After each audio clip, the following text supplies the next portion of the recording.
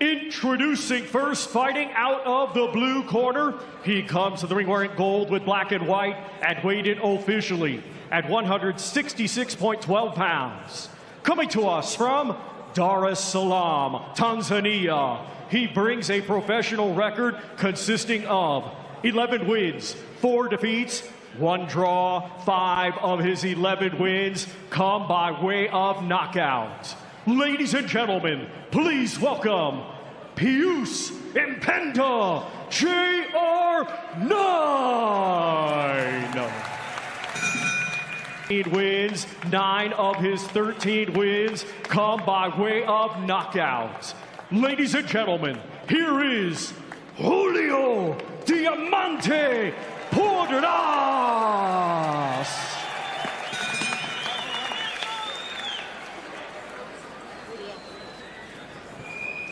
Boxers, you received my instructions in dressing rooms. Obey my commands at all times. Protect yourself at all times.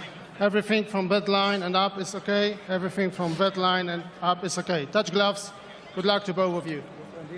Once again, Jose Benavidez Sr. in the corner. This is his second fighter of the night. He has the main event, obviously, of course, as well, with his son David in action. And Porras coming off a first-round knockout in his last fight against Isaac Torres. You know he'd love to get another one here. And the height difference is staggering right here in this weight division. But you could see it.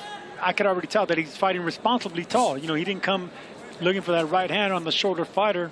He's actually the one backing up, you know, flicking that jab, wanting Mpenda to throw something and fall off balance. This has got to be some kind of record, right, Sergio? 2 fights already with Mexico versus Africa. Yeah. And much taller Mexicans. Good body shot. See, that's what I'm talking about with responsible tall fighting. Bending your knees like that just to go to the body of the shorter fighter. You know, when you're that much taller than your opponent, you got to fight responsibly tall. You know, you can't just stay in one height. You're bound to get timed. Well, Sergio, you've talked about this before, that Mexican style is getting a little more culture with Zurdo Ramirez kind of leading the way. It's not just, I'm tougher than you are, I'm going to outwork you. It's a little more refined. New school Mexican style is what I call it. And we've been seeing that ever since Eric Morales. We know he was a warrior, but he can also box.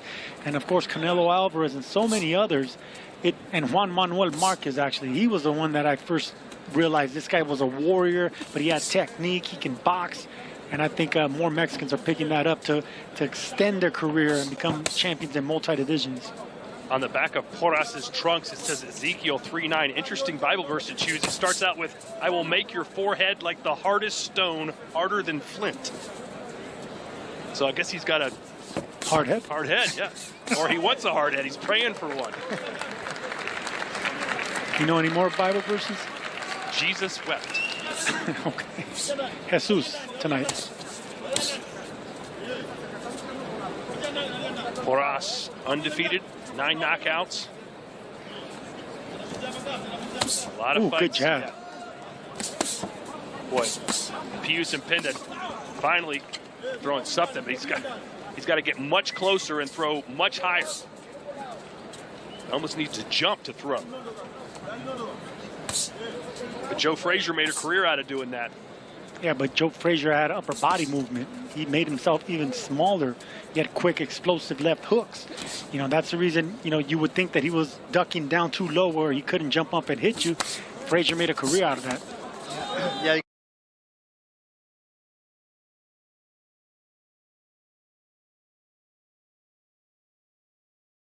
Got to make sure that you're not getting punched in the temple there, right? You know, guys like Joe Frazier, Dwight, 𝐋𝐈𝐕𝐄 Muhammad, a lot of short fighters, they know how to fight small, and it's a talent. You know, whenever you're that small, if you got the skill, you got the speed, you got the strong back where you can actually bend, then you can make a career out of fighting taller fighters. Good uppercut there, right? Our previous fights were 4-rounders. So we're inching up, and of course the main card tonight, all 4 of the fights will be scheduled for 12 rounds. Which fight, Mike, are you most looking forward to?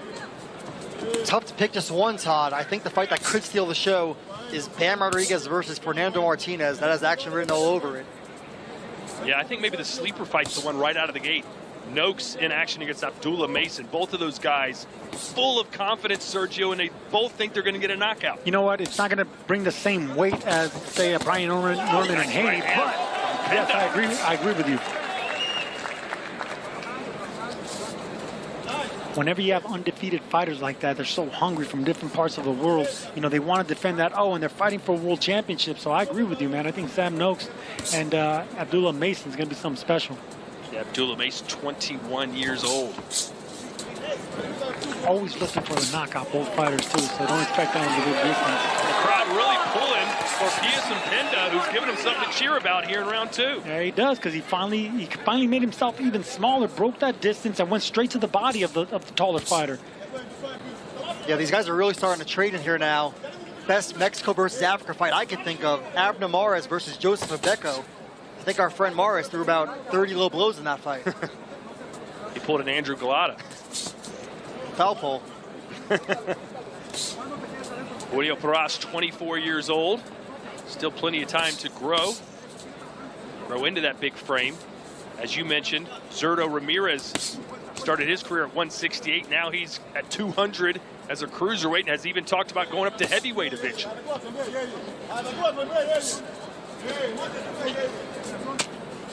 Nothing booked yet. Nice step back by Julio Porras. That shows his athleticism. He stepped back, bent his knees, made himself smaller, and threw a right uppercut. That's how you do it responsibly, by checking your technique, being out of range of the smaller fighter, and a sharp one shot. Some news for you, Todd, right here. I'm hearing that Zurdo could be fighting Robin Safar next. Really? Obviously, he had that knockout of Sergey Kovalev. You are the insider. Yeah, we saw Safar in action recently. Went the distance against the fighter we thought he was going to knock out. Sergio had some trouble. Yeah, I think he's going to evolve and learn from that fight, because he has a lot to offer, man. I like Robin Safar. I like everything I see with him. Just kicking it to another gear. But I'm glad he's getting a big fight.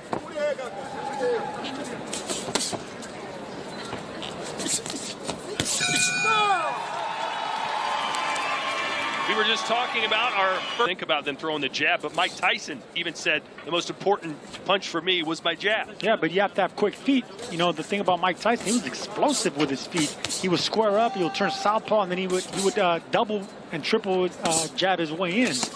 That's something short fighters need to do, not just throw one jab. You got to double, triple up the jab. You have to have fast feet to break that range and distance. Are you seeing anything special from Porras that makes you think maybe he could be somebody? Not yet.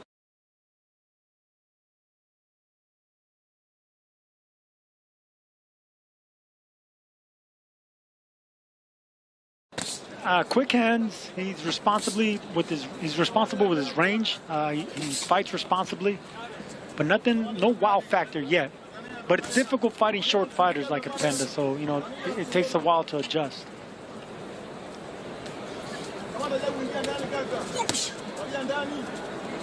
And with fighters like Mpenda, you just gotta be happy with the jab. You know, alternating speed and power of the jab, using the entire ring. You know, throwing straight right hands. No combinations with shorter fighters. You know, you don't give them a chance to loop something or punch in between the shots. Keep it with twos and fews.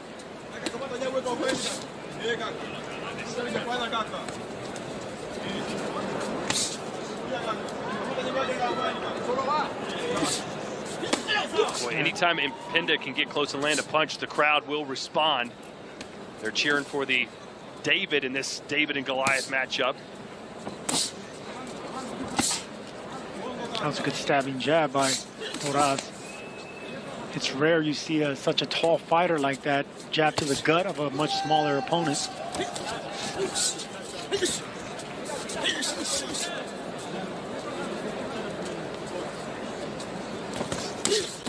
Ooh, good shot there by Mpenda. Ooh, again. The crowd, I told you, they come to life. They want to see Mpenda pull off the upset here. Mpenda set that looping shot with two body shots downstairs, got the elbows down and the guard down on Porras, and he came over the top. Sly fighters, Mpenda. Yeah, Sergio, you just called it moments ago, right? When you're the shorter fighter, you're taller, you have to be wary of that. Still to come, our featured preliminary fight, Vito Milnicki Jr. and Samuel Nmoa. A lot of back and forth talk yesterday or the day before at the press conference between those two. Milnicki, nicknamed White Magic. Let's see if he can improve on that 21-1 record. There's a right hand from Mpenda. It's a great round by Mpenda. Mpenda looked good. All right, we're in round 4, scheduled for 6. Let's see if one of these guys can land a consequential punch to really get this place heating up, because it is cold in here, I'll tell you that. Well, I like the way Mpenda finished the last round. It seems like he's getting closer and closer to getting what he wants to do, and that's breaking that distance, not fighting at the long range of Porras, and of course looping the shots. But it starts with body shots that Mpenda did on both sides. See right there, he tried to loop the shot, but he didn't set up with body shots. Just past midnight local time here in Riyadh.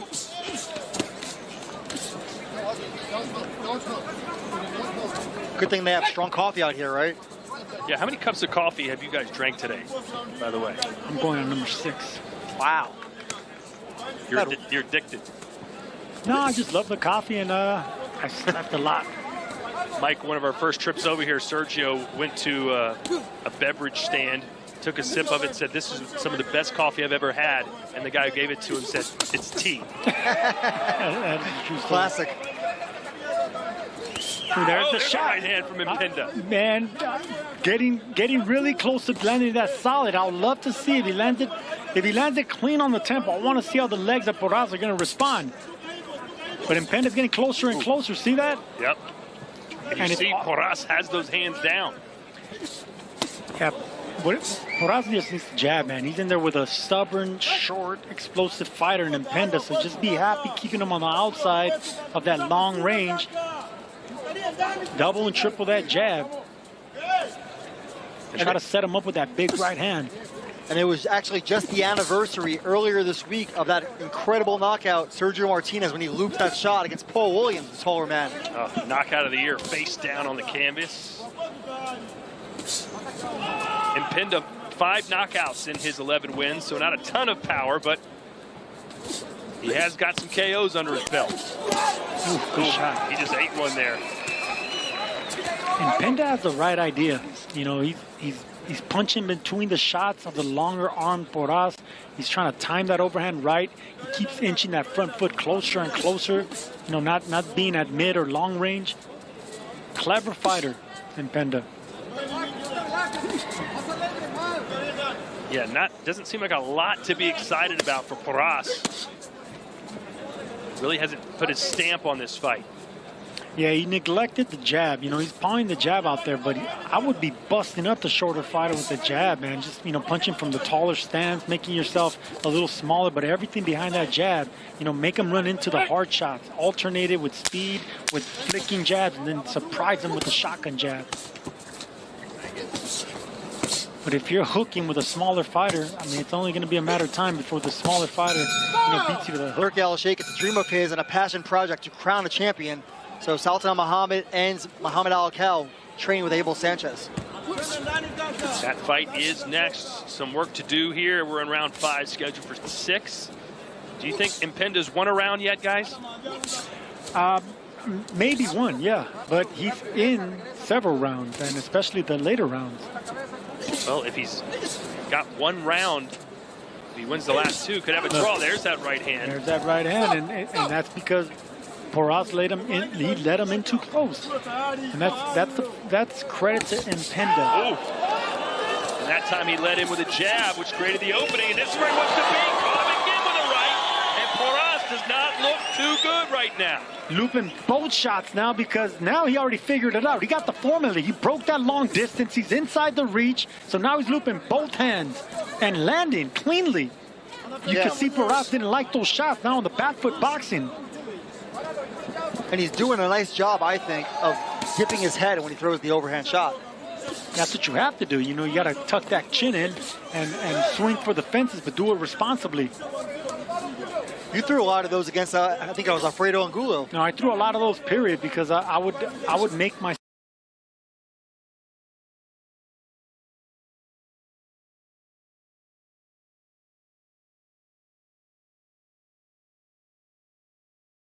yourself small. There you go. That's a shot right there. I learned that shot when I was watching, you know, Sugar Ray Leonard, Tommy Hearns. You know, Tommy Hearns was winning every round. It was like the later in the fight, you're blowing it, son. It was that overhand right to the taller Hearns, and that changed everything for Sugar Ray. And now you see some blood trickling from the nose of Julio. He's trying to fight his way back. This is not where he wants to be. In close, and he made another right hand. This is the best round of the fight by far for Pius Mpenda. Oh, and he's rocking Porras. He's not only has he rocked him, but he shook him. Now Porras is thinking twice about throwing his own punches. Maybe this will wake the Mexican up a little bit.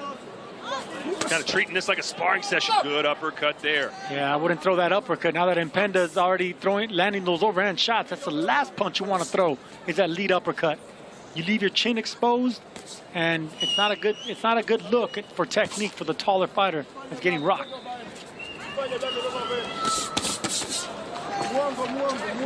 Porras with a combination there. Haven't seen a ton of those from him.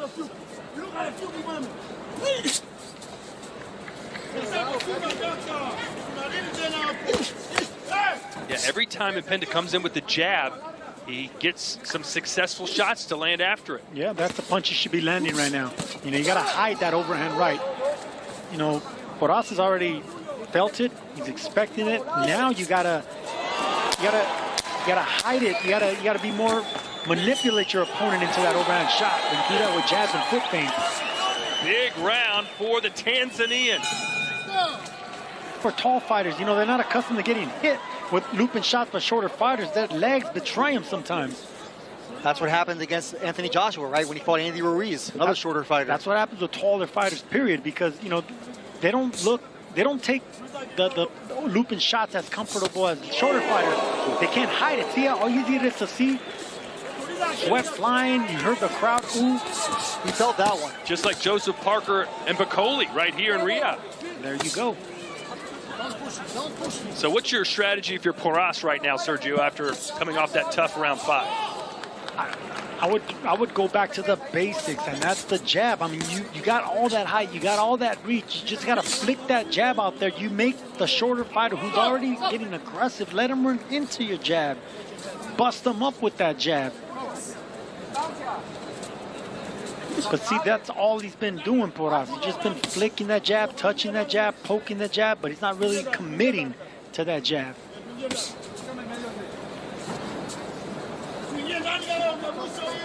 No doubt about it, Mpenda has to win this round. And it still might not be enough.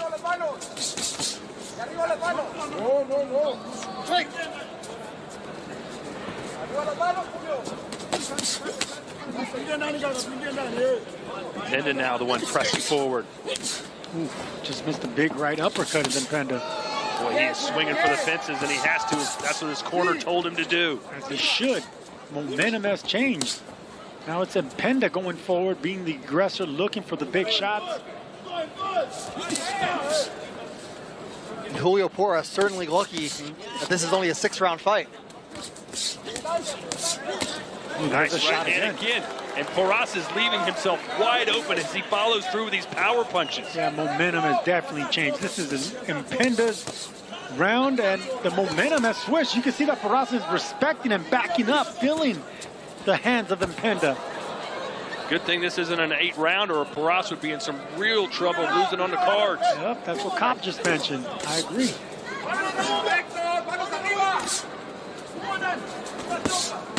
Nice left there from Porras.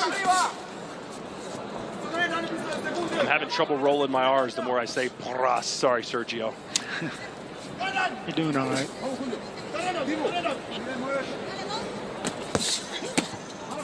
A rare body shot from Mpenda. Surprised he hasn't been going downstairs more often. Yeah, a little bit surprised. I mean, that should be the MO of very stout fighters, short fighters that, you know, are accustomed to being a lot shorter and smaller than their opponents. The body's the way to go.